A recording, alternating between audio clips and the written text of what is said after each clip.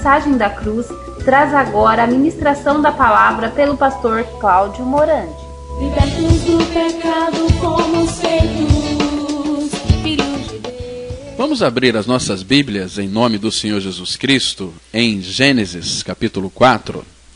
Gênesis capítulo 4. Eu vou ler 3 versículos. O versículo 3, 4 e 5.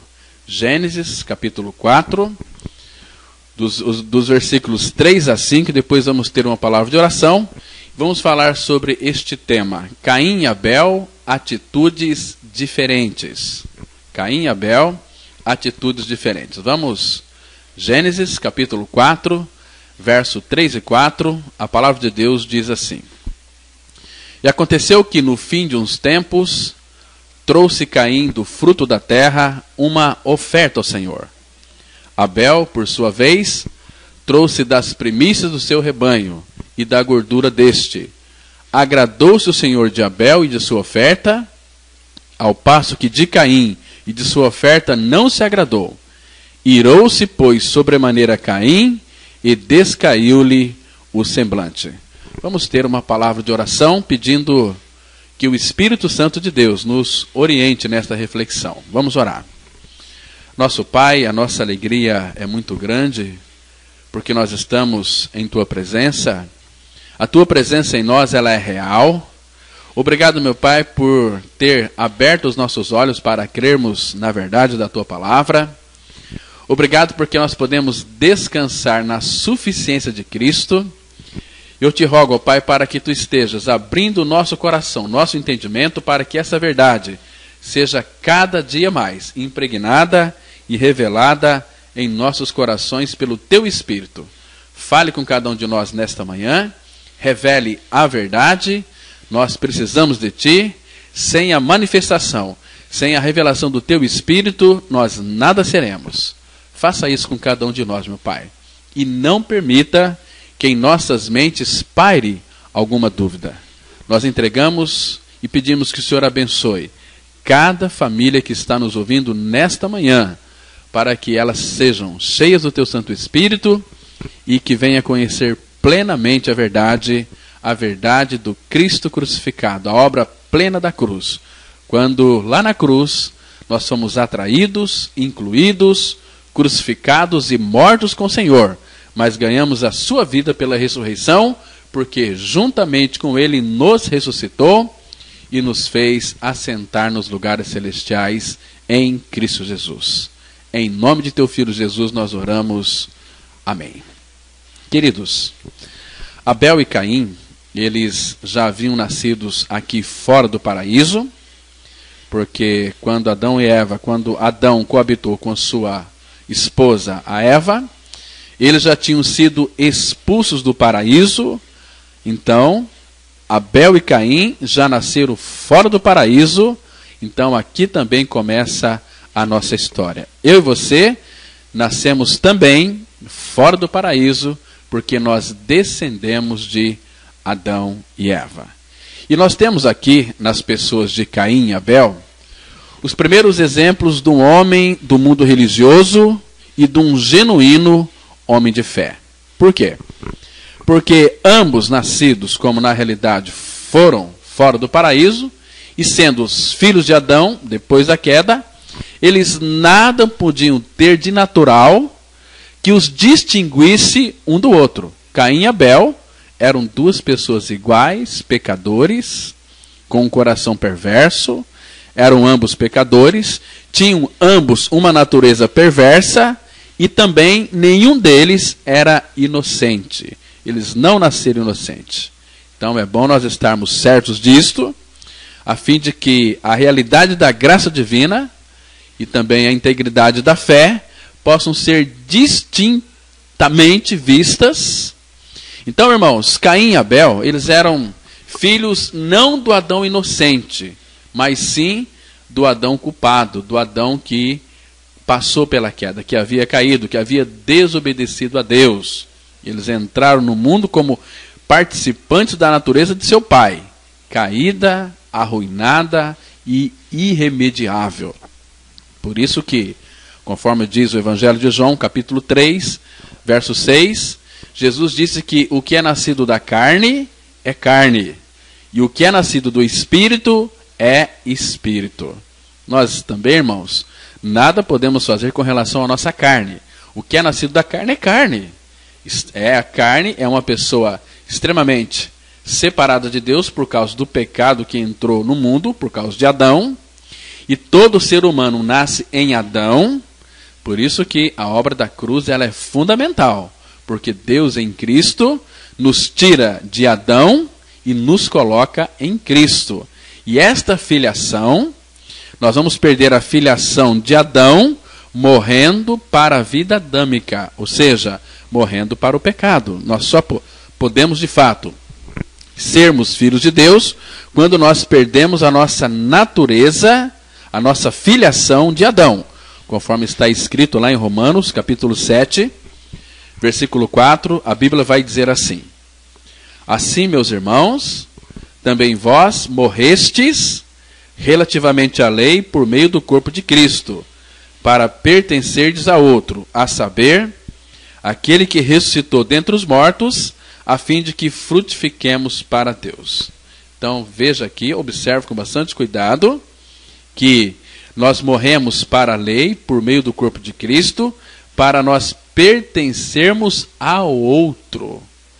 Enquanto nós não morrermos com Cristo na cruz, crermos que estamos mortos com Cristo na cruz, nós continuamos sendo carne. E o que é nascido da carne é carne. Então, quando nós morremos para aquilo que nós nascemos, aí nós vamos pertencer a outro. E este outro é o nosso Deus e Pai. Nós somos filhos de Deus, porque o próprio Deus nos colocou em Cristo, e lá na cruz, no corpo de seu Filho, a nossa natureza foi trocada. Nós sabemos pela palavra de Deus que o nosso velho homem, a nossa natureza perversa, pecaminosa, ela foi incluída em Cristo, foi crucificada e foi morta. Mas nós ganhamos a vida de Cristo pela ressurreição. Porque, segundo diz Efésios 2, verso 6, juntamente com ele nos ressuscitou e nos fez assentar nos lugares celestiais em Cristo Jesus. Por isso é que eu digo que o que é nascido da carne é carne, sempre vai ser carne. Mas o que é nascido do Espírito é Espírito vivificado, é uma nova vida.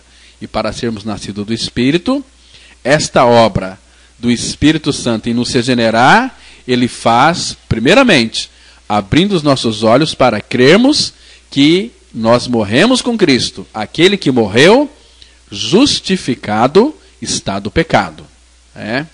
Porque, meus irmãos, e se houvesse alguma coisa na natureza com que ela pudesse recuperar a sua inocência, estabelecer-se novamente dentro dos limites do Éden, este foi o momento para a sua manifestação, no caso aqui de Abel e Caim.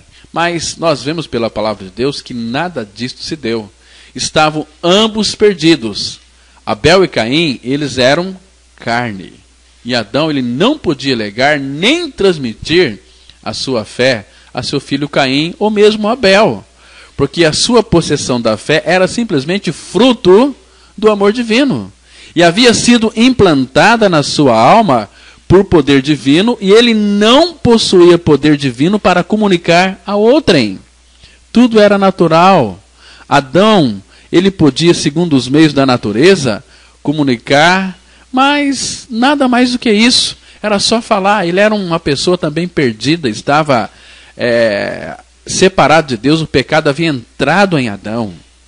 E Adão, como pai, ele se achava num estado de ruína. Seus filhos, Abel e Caim, apenas podiam achar-se no mesmo estado em que se encontrava o seu pai.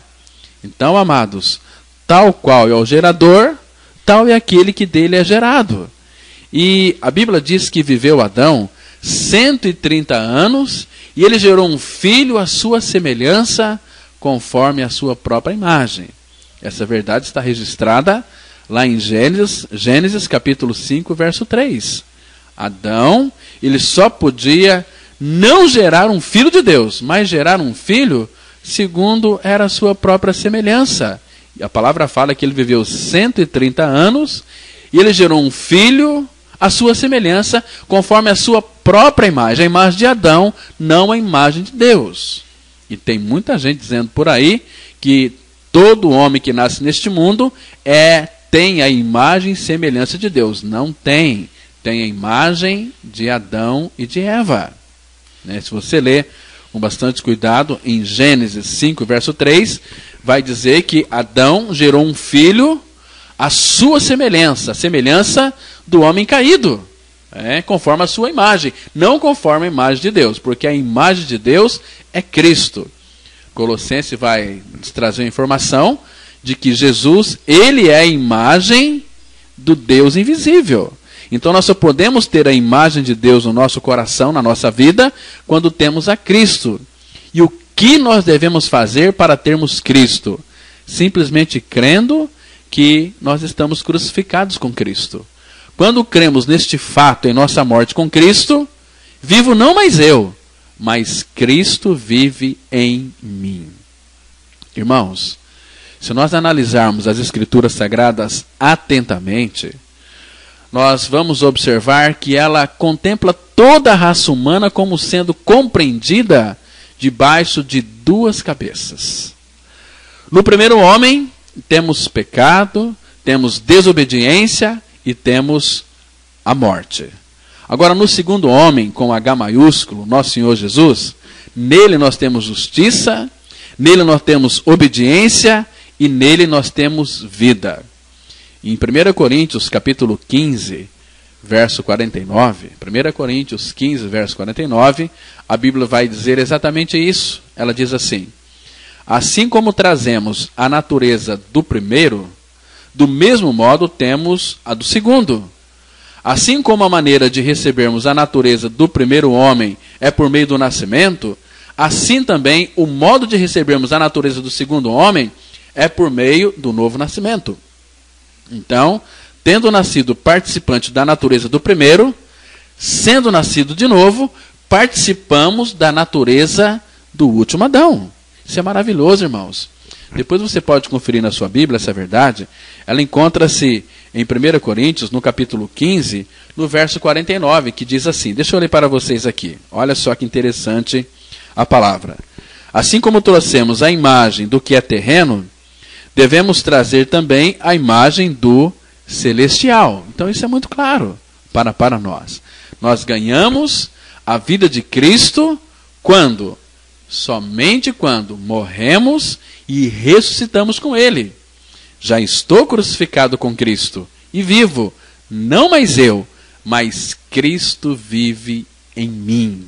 Então, é quando Cristo vive em mim que tenho participação em sua natureza. A palavra de Deus ela vai nos mostrar de uma forma tão clara em 2 Pedro, capítulo 1, versículo 4. 2 Pedro 1, 4, somente a parte B, vai nos dizer o seguinte: pelas quais nos têm sido doadas as suas preciosas e muito grandes promessas, para que por elas, veja agora que importante, vos torneis coparticipantes da natureza divina. Então, meus amados, quando nós cremos no Senhor, naquele sacrifício bendito que Cristo realizou na cruz em nosso benefício, e muito cuidado aqui, meus irmãos, para você não crer em vão, porque se você não crê, como diz a palavra de Deus, a sua crença é uma crença em vão.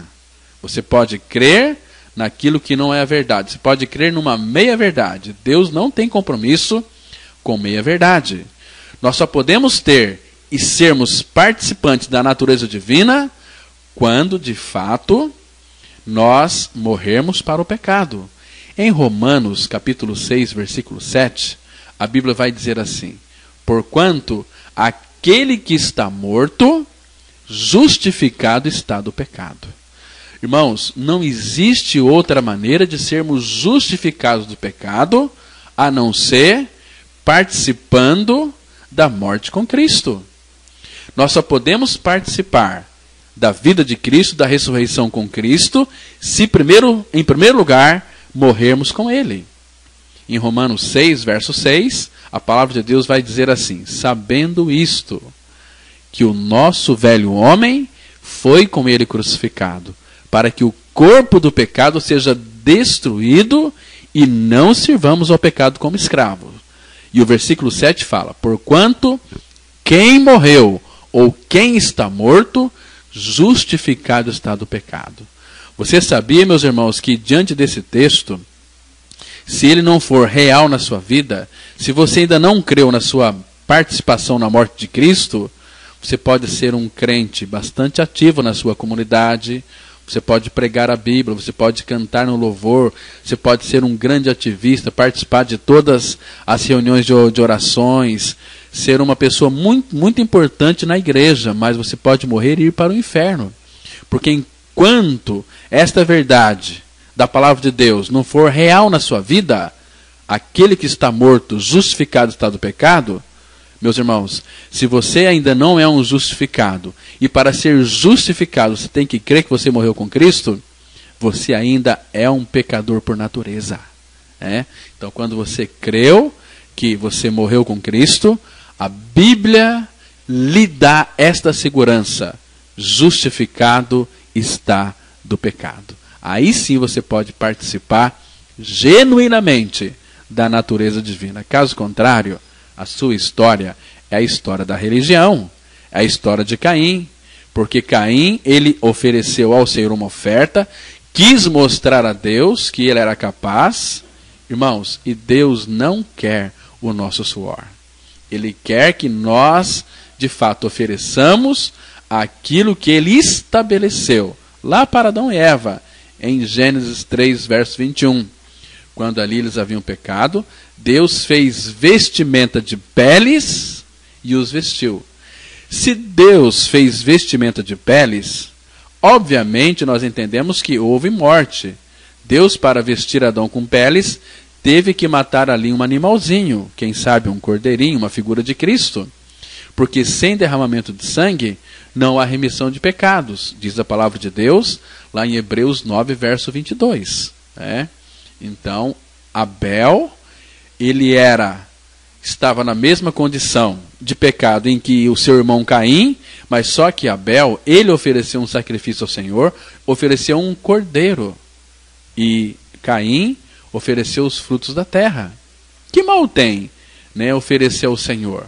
Mas ele ofereceu um sacrifício incruento, aqueles que não têm sangue. E Deus não aceita. A base que somos aceitos pelo nosso Pai Celestial é através do sangue. Por isso que o sangue de Cristo nos aproxima de Deus. Então, irmão, a história de Caim e Abel vai nos mostrar que eles tiveram atitudes bastante diferentes. A história de Abel apresenta a uma tal pessoa o único fundamento verdadeiro da sua aproximação em relação com o nosso Deus e Pai. Então nós vemos aqui claramente dentro da palavra de Deus, distintamente, que não pode chegar a Deus sobre a base de coisa alguma que pertença ou seja da natureza.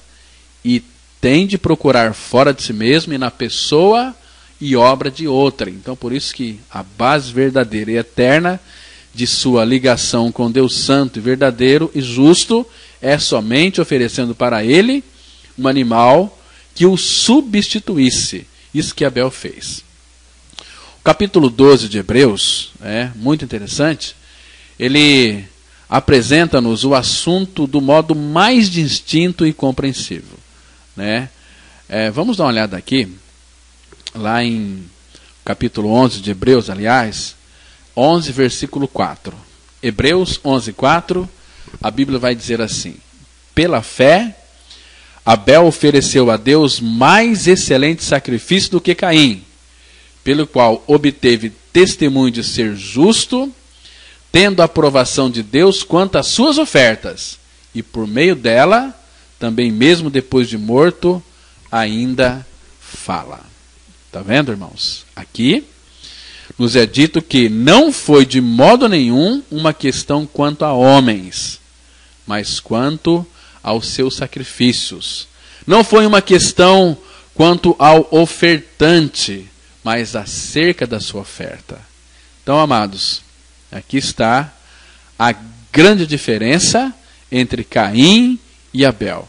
E nós não podemos ficar indiferentes quanto à compreensão desse fato, pois que nele está envolvida a verdade quanto à posição de qualquer pecador diante de Deus.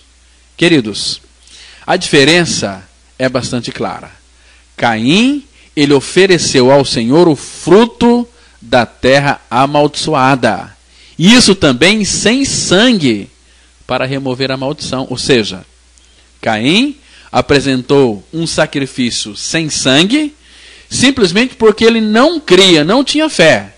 E a pena do pecado é a morte, o salário do pecado é a morte.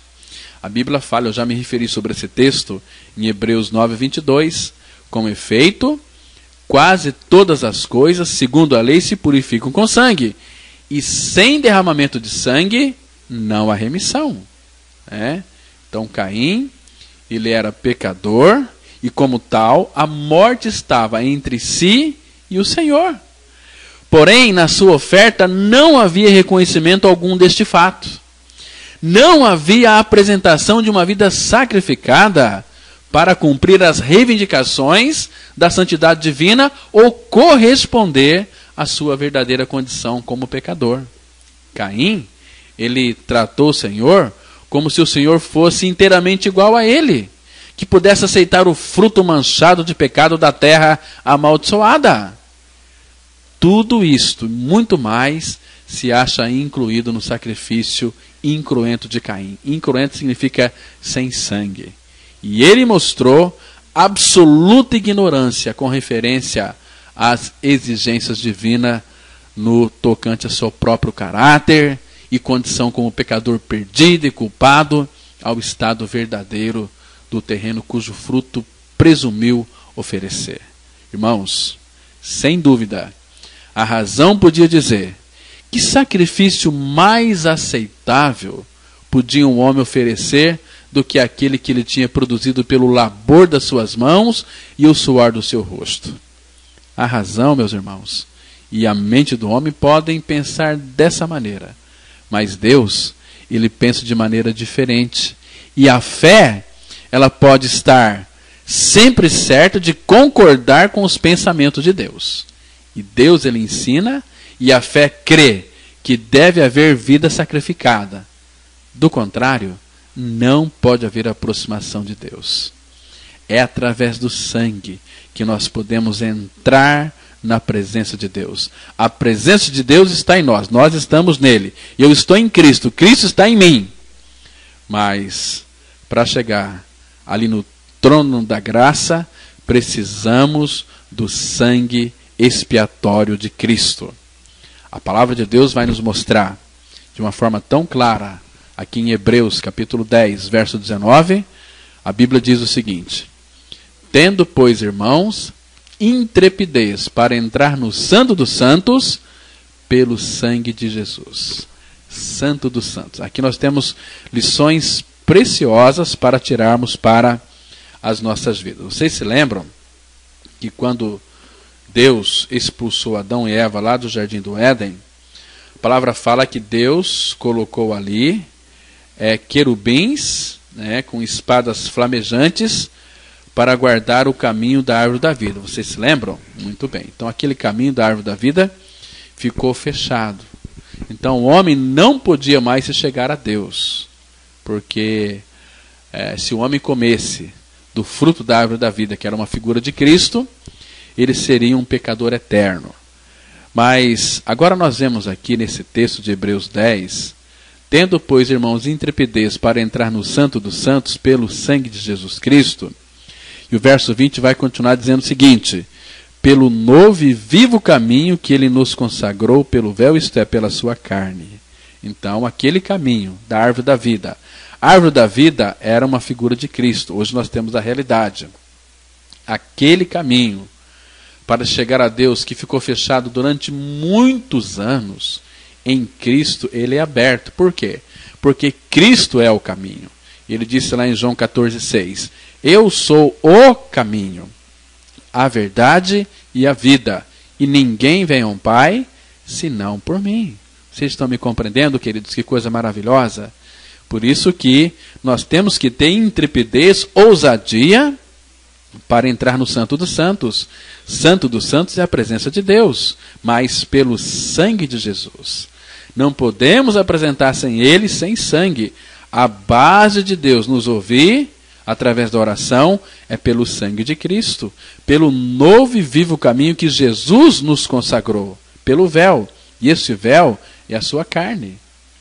Então, desta forma, quando nós encaramos o mistério do Senhor Jesus, nós vemos imediatamente que se ele não tivesse morrido na cruz, todo o seu trabalho teria sido inteiramente inútil quanto ao estabelecimento do nosso parentesco com Deus. Porque, na verdade, Jesus ele andou fazendo bem toda a sua vida, mas foi a sua morte na cruz que rasgou o véu, que de fato abriu aquele véu para nós podermos entrar. Esse texto de Mateus capítulo 27, os versículos 50 e 51, ele é maravilhoso. Lá diz assim, Mateus 27, versos 50 e 51. E Jesus, clamando outra vez com grande voz, entregou o Espírito. E eis que o véu do santuário se rasgou em duas partes de alto a baixo. Tremeu a terra, fenderam-se as rochas. Então, quando Cristo ele morreu naquela cruz, quando ele expirou, quando ele entregou o Espírito, o véu do santuário do templo, onde só podia entrar o sumo sacerdote uma vez por ano na presença de Deus. Então, quando Cristo morreu naquela cruz, aquele véu foi rasgado de alto a baixo. Então, o Santo dos Santos ficou aberto, porque agora Jesus, com o seu próprio sangue, o sangue precioso, ele está diante de Deus, fazendo expiação pelos nossos pecados. E com isso, meus irmãos, nós podemos ter intrepidez para entrar no Santo dos Santos pelo sangue de Jesus Cristo. Isso é maravilhoso. Qualquer momento, onde é que você está, ou esteja, ou pretende estar, numa viagem, andando de carro, no avião, você pode ter comunhão com o Pai através do sangue de Cristo. Porque o sangue de Jesus nos aproxima do Pai, nos aproxima de Deus. Por isso que nada, senão a sua morte, o podia fazer. Se Jesus tivesse continuado até este momento fazendo bem, o véu teria permanecido inteiro para impedir a aproximação de adoradores do lugar santíssimo. Por isso, meus amados, nós podemos ver o terreno falso em que Caim se encontrava como ofertante adorador. Um pecador imperdoado vindo à presença do Senhor para apresentar um sacrifício incruento, sem sangue, só podia ser tido como culpado do maior grau de presunção.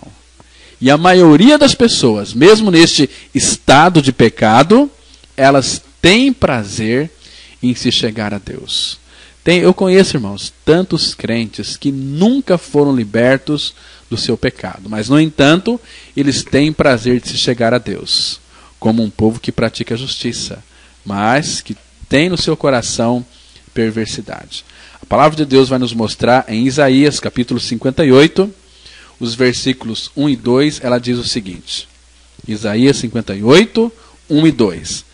Clama a plenos pulmões, não te detenhas, ergue a voz como a trombeta, e anuncia ao meu povo a sua transgressão e à casa de Jacó os seus pecados. Então, Deus está aqui dizendo para nós pregarmos contra o pecado. Clama a plenos pulmões, gritem, não te detenha, ergue a tua voz como a trombeta e anuncia ao meu povo a sua transgressão. Por quê? Porque enquanto o povo não tiver a revelação de que é pecador, eles nunca irão correr para o trono de misericórdia, para o trono da graça. Todos sabem que são pecadores. E todos sabem que pecadores vão para o inferno. Mas por que este povo, que sabe que são pecadores, que estão destinados para o inferno, por que eles não voltam para o Senhor? Porque eles nunca tiveram a convicção dos seus pecados. Porque precisa do Espírito Santo. Né? Em João 16:8 fala assim, Jesus está dizendo a respeito do Espírito que eles haveriam de receber. quando ele vier, o Espírito Santo, convencerá o mundo do pecado, da justiça e do juízo. Do pecado porque não crê em mim. Então, somente o Espírito Santo, enquanto o Espírito Santo não mostrar que o pecador é pecador, para que ele não seja convencido, ele nunca vai ser regenerado. Ele nunca vai desejar conhecer esta obra da libertação plena do pecado na cruz em Cristo. Então, mesmo nesse estado de transgressão de pecado, Isaías 52, versículo 58, verso 2, a Bíblia fala assim que, mesmo neste estado, ainda me procuram dia a dia. Qual estado? Estado de pecado. Mesmo neste estado de pecado, ainda me procuram dia a dia. Tem prazer em saber os meus caminhos, como um povo que pratica a justiça e não deixa o direito do seu Deus. Pergunto-me pelos direitos da justiça, tem prazer em se chegar a Deus. É um povo que é pecador, mas que tem prazer de se chegar a Deus. E que nunca vai ser liberto do seu pecado enquanto não vier a crer que lá na cruz em Cristo, Jesus morreu, mas Jesus não morreu sozinho. Ele incluiu o pecador na sua morte. E se fomos incluídos na morte de Cristo, obviamente, quando Cristo morreu, o pecador também morreu. Então, eu morri com Cristo. Cristo morreu, mas eu morri com Cristo. Eu fui morto na cruz com Cristo. Por isso, já não sou eu quem vive. Agora é Cristo que vive em mim. Por isso que o sacrifício sem sangue de Caim, a semelhança de todo sacrifício sem sangue, não só era inútil, como também abominável na apreciação divina. Não só mostrou completa ignorância da sua condição, como também do caráter divino. Lembra lá de Atos, capítulo 17, versículo 25?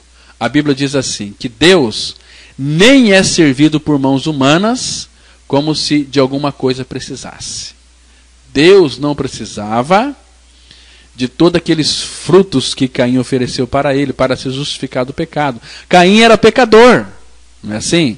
Mas é que ele não atentou para isso. Ele quis mostrar através dos seus méritos que ele era uma pessoa capaz de oferecer a Deus o seu melhor. Queridos, e tem tantos pecadores querendo oferecer o seu melhor para Deus. Queridos, o que de melhor que você tem para oferecer para Deus? Fala para mim. Nós temos que oferecer o melhor para Deus. Agora, me responda essa pergunta. O que é que você tem de melhor para oferecer para Deus? O que você tem de bom? A não ser os seus pecados. Você só pode oferecer a Deus os seus pecados.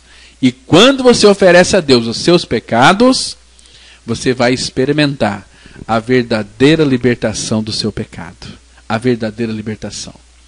Quando Deus ali rejeitou a oferta de Caim, porque aquela oferta era fruto do seu esforço, fruto ali do seu suor, Deus não aceitou. Sabe o que aconteceu com Caim? A Bíblia diz que, lá em Gênesis 4:5, que descaiu-lhe o semblante. Aí o Senhor disse para Caim, Caim, por que andas irado? E por que descaiu o teu semblante? Vamos supor aqui, meus irmãos, que Caim não soubesse que ele seria aceito se oferecesse um cordeirinho. Deus disse para ele lá em Gênesis 4:7, olha, Caim, se procederes bem, não é certo que serás aceito? Se todavia procederes mal, eis que o pecado jaz à porta. O seu desejo será contra ti, mas a ti cumpre dominá-lo. Então o que Deus estava dizendo para Caim? Caim, essa oferta aí do seu fruto da terra, eu não posso aceitar isso, isso é abominável, né? Mas se você proceder bem, eu vou te aceitar. Em outras palavras, Deus estava dizendo para Caim, vai lá, mata um cordeirinho e oferece para mim que você vai ser aceito. Se você proceder bem, é certo que você vai ser aceito, Caim.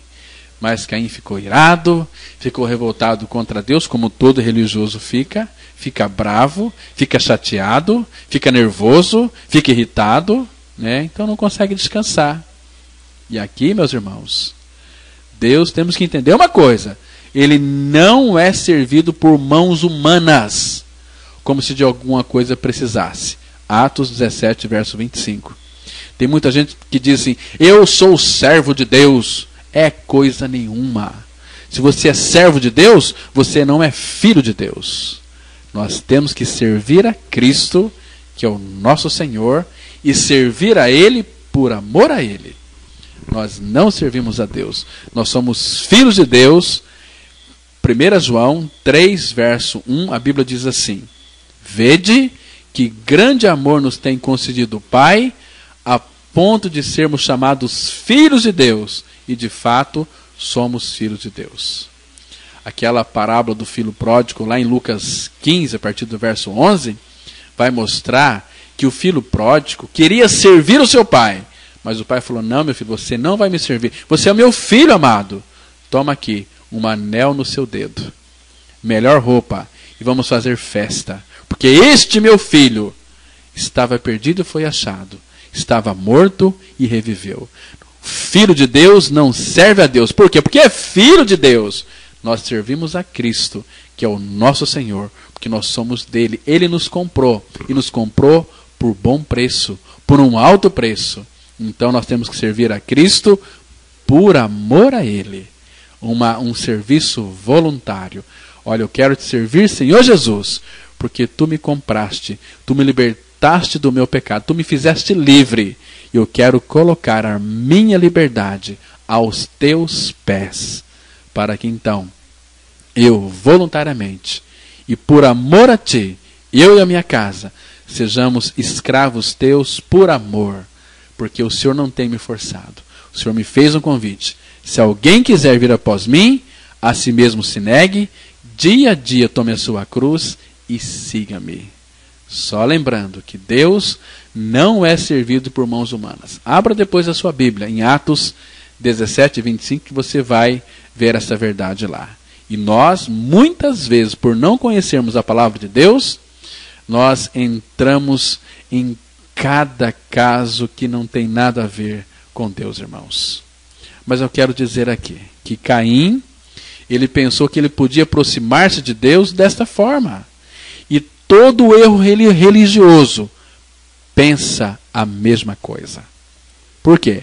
Caim, ele tem tido muitos milhões de seguidores através dos séculos. O culto de Caim tem abundado em tudo e em todo o mundo. O culto de Caim é do esforço, é do desempenho, é que eu faço. Toma aqui, Senhor. O evangelho de Caim é aquele que sobe um prédio de 25 andares com um piano nas costas, sobe piano, suando, olha que eu consegui. O evangelho não, coloca você dentro do elevador, sentado no piano, e você sobe, tranquilo. Vamos ver quem está descansado lá em cima, né? Primeiro, você vai chegar primeiro, sem nenhum suor. Então o evangelho da graça me coloca em Cristo, que é o elevador. E Efésios 2,6 diz assim: e juntamente com ele nos ressuscitou e nos fez assentar nos lugares celestiais em Cristo Jesus. O culto de Caim é aquele do esforço, é do desempenho. Eu vou para o monte, eu faço, eu oro, eu sou ungido, eu sou... É nada. É nada. Nunca conheceu o evangelho da cruz, o evangelho que liberta o homem do pecado verdadeiramente e o torna um autêntico filho de Deus. Por isso que o culto de Caim tem abundado aí por todo mundo. É o culto de toda alma inconvertida e é mantido por todo o sistema falso de religião abaixo do céu, com total aprovação dos quintos dos infernos. A religião de Caim não podia conviver com o evangelho gracioso de Abel, de um modo descontraído. Claro que não. Porque quando as necessidades do religioso não são satisfeitas pelos seus méritos, ou quando ele não recebe a atenção devida, sabe o que ele faz? Ele faz um estrago na vida da igreja. Ele fica bravo, ele fica nervoso, ele fica inconformado com a situação aparente e lhe sobrevém a ira. É por isso que todo religioso é uma pessoa nervosa, iracunda, chata, forreta e doente da cabeça aos pés. Como diz a palavra de Deus, lá em Gênesis 4:6 e Isaías 1:6. A Bíblia diz assim: então lhe disse o Senhor, por que andas irado? E por que descaiu o teu semblante? Isaías 1:6, a palavra fala assim: desde a planta do pé até a cabeça, não há nele coisa sã, senão feridas e inchaços e chagas podres, não espremidas, nem ligadas, nem nenhuma delas amolecida com óleo. O ser humano, no seu campo da religião, ele vai se apodrecendo, porque ele não tem paz, não tem alegria, ele é uma pessoa sisuda, séria demais, não consegue se alegrar no Senhor. É assim todo religioso. Ele que sabe tudo, mas na realidade ele não tem vida, não tem amor, não tem alegria, não tem a mente de Cristo. Porque quando Caim, ele percebeu que ele não fora aceito e nem a sua oferta fora recebida, a palavra fala que descaiu-lhe o semblante e ele ficou irado. A fúria faz parte do desapontamento. Toda pessoa que é desapontada, ela é furiosa, ela é nervosa, ela é iracunda, é metida besta, vai morrer cedo. É comum nós ficarmos zangados quando vemos perdidos os nossos projetos, e com isso a cara do religioso fica de contínuo amuada ou azeda.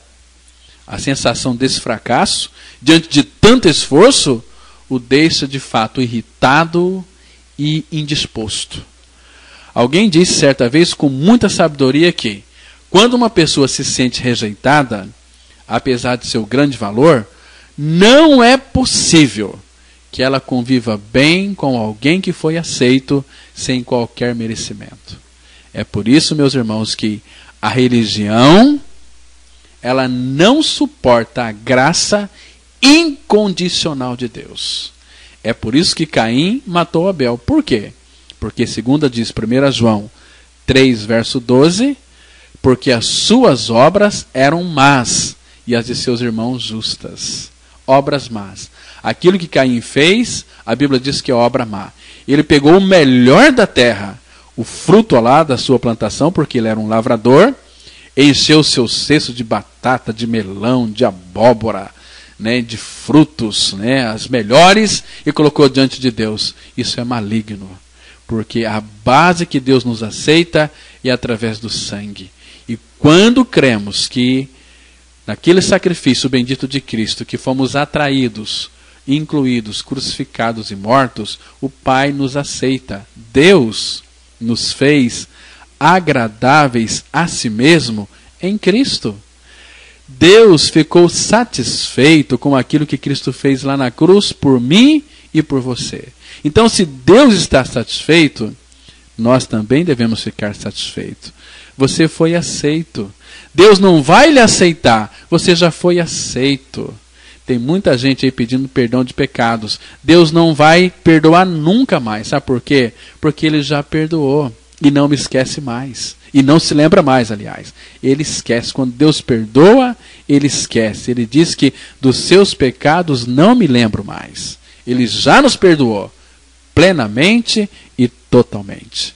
Então, querido, você precisa de crer que você já foi perdoado. E você só vai ser perdoado o dia que você crê que você está morto com Cristo. Isaías 22:14, a Bíblia traz uma revelação tão linda da palavra, meus irmãos. Um texto tão precioso que aqui mostra a base que Deus vai nos perdoar. E Ele só vai perdoar o pecador do seu pecado, da sua maldade, o dia que esse pecador crê que está morto com Cristo. Caso contrário, necas de pitiripibas. Lá em Isaías 22:14, a Bíblia diz assim: mas o Senhor dos exércitos se declara aos meus ouvidos dizendo: certamente esta maldade não será perdoada até que morrais, diz o Senhor dos Exércitos. Então só seremos perdoados. Você só vai ser perdoado do seu pecado. Não é quando você pede perdão para Deus. É quando você crê que você morreu com Cristo. Porque Deus está dizendo, olha, confira na sua Bíblia. Mas o Senhor dos Exércitos, olha só, observa quem está dizendo. Mas o Senhor dos Exércitos se declara aos meus ouvidos dizendo, certamente esta maldade não será perdoada até que morrais, diz o Senhor dos Exércitos. Olha, irmãos, muita gente aberta e sincera tem caído nas arapucas da religião, supondo que se trata de um maravilhoso viver evangélico. Muito cuidado, muito cuidado. Esteja voltado para a palavra de Deus e creia que Deus em Cristo na cruz já lhe aceitou. Você é um aceito, você é um eleito. Ele te elegeu em Cristo Jesus. Então a igreja, todos nós, devemos nos voltar tão somente para Cristo, o Senhor da igreja. Você não pode amar a obra de Deus, amar a igreja de Deus, se primeiro não amar o Deus da igreja, o Deus da obra. Você está me entendendo, meus irmãos? E a base que fomos aceitos é a cruz de Cristo. É somente pela cruz e através da cruz. Amém? Vamos ter uma palavra de oração. Nosso Pai, a Tua palavra foi ministrada, é o Teu bendito Espírito quem a revela. E nós cremos, meu Pai, que pela suficiência da pessoa e da obra de Cristo, que realizou lá naquela cruz, atraindo o pecador, crucificando o pecador e levando o pecador a morrer no corpo de seu Filho Jesus Cristo, fomos libertos do pecado, mas ganhamos a vida de Cristo pela ressurreição, porque juntamente com Ele nos ressuscitou e nos fez assentar nos lugares celestiais em Cristo Jesus. Que esta verdade, Pai, seja revelada pelo Teu Espírito aos corações de todos aqueles que nos ouviram nesta oportunidade. Em nome de Jesus nós oramos. Amém. Olha, um bom dia para você, graça e paz.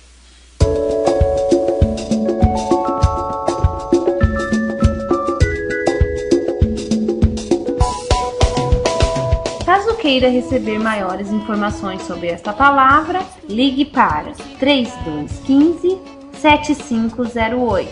Repetindo, 3215-7508. Ou participe de uma das nossas reuniões. Teremos o maior prazer em recebê-los em nossos encontros. Andemos, pois, em novidade de vida.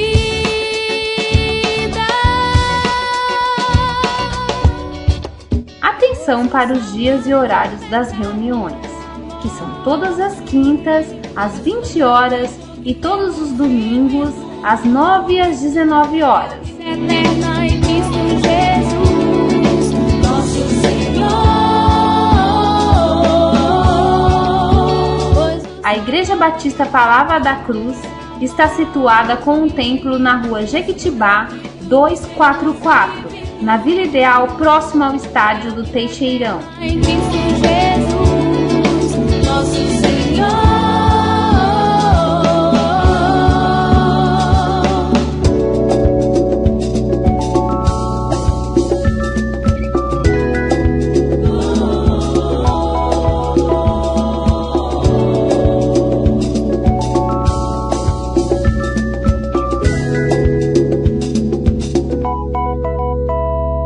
Libertos do pecado, fomos feitos filhos de Deus, tendo o nosso fruto de vida para a santificação e por fim a vida eterna.